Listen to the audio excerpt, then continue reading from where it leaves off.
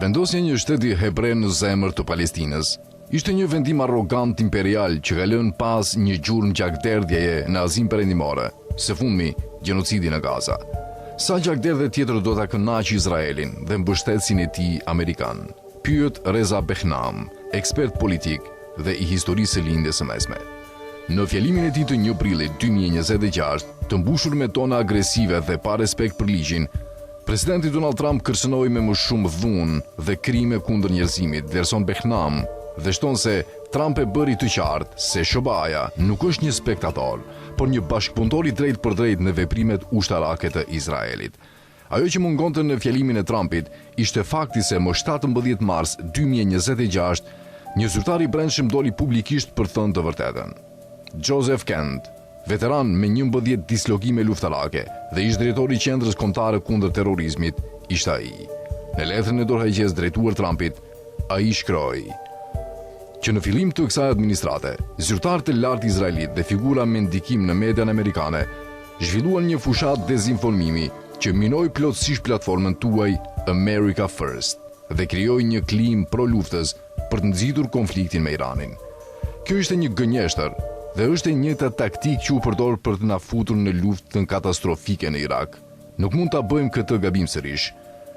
Duhet theksuar se presidentët të mëparshëm amerikan janë përballur me presione të ngjashme dhe kanë bërë gabime të ngjashme që nga koha kur babai amerikan i Izraelit, Harry Truman, mbështeti pretendimin sionist mbi Palestinën në maj 1948, moment kur Izraeli u shfaq për herë të parë në hartën botërore. Pasojat e këtij projekti shumë vjeçar kanë qenë tragjike. Ngjarjet në Gaza dhe Bregun Perëndimor, si dhe luftrat në Liban dhe Iran, paraqiten si përpjekje për dominim rajonal, pa marrë parasysh koston.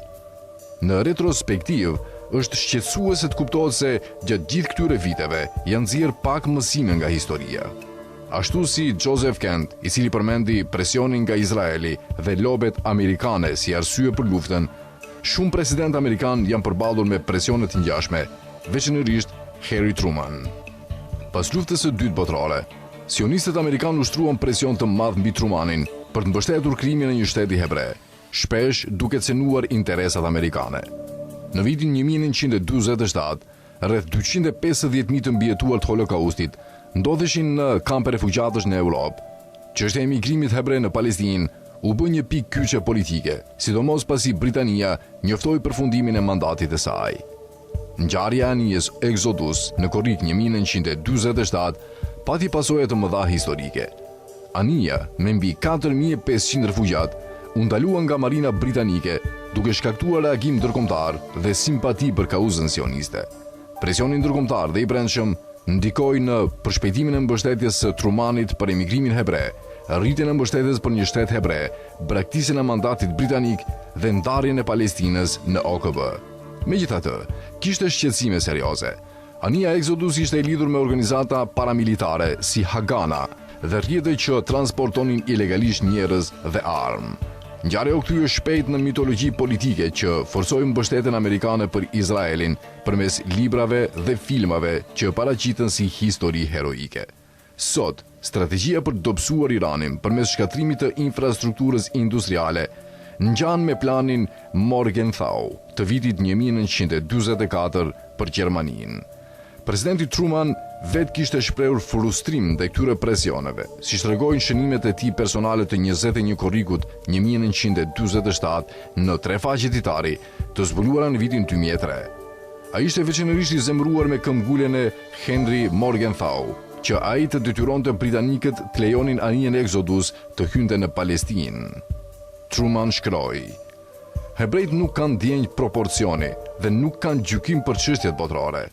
Henry solli 1000 hebrej në New York si të përkohshëm dhe ata qëndruan. Ai vazhdoi: Hebrejt, sipas meje, janë shumë egoist. Nuk u intereson sa estonez, letonez, finlandez, polak, jugoslav apo grek vriten apo keq trajtohen si persona të zhvendosur, përsa kohë që hebrejt marrin trajtim të veçantë. Megjithatë, kur ata kanë pushtet fizik, financiar apo politik, as Hitleri dhe as Stalini nuk kanë qenë më të butë përsa i përket mizorisë apo keq trajtimit të më të doptive. Që nga krijimi i tij dhe për shkak të mbështetjes amerikane, Izraeli është akuzuar se ka vepruar jashtë normave të sistemit ndërkombëtar, duke sfiduar institucionet globale dhe ligjin ndërkombëtar. Besueshmëria ndërkombëtare e SHOBAZ është dëmtuar ndër vite, ndërsa ndikimi izraelit në politikën amerikane ka mbetur i fortë. 79 vite ndajnë letrën e dorëheqjes së Joseph Kentit dhe reflektimet e Trumanit, por një gjë nuk ka ndryshuar. Kur Izraeli dhe lobet e tij bëjnë thirrje, ka pak rëndësi kush ndodhet në krye të shtëpisë së bardhë, shkruan mëtej Behnam.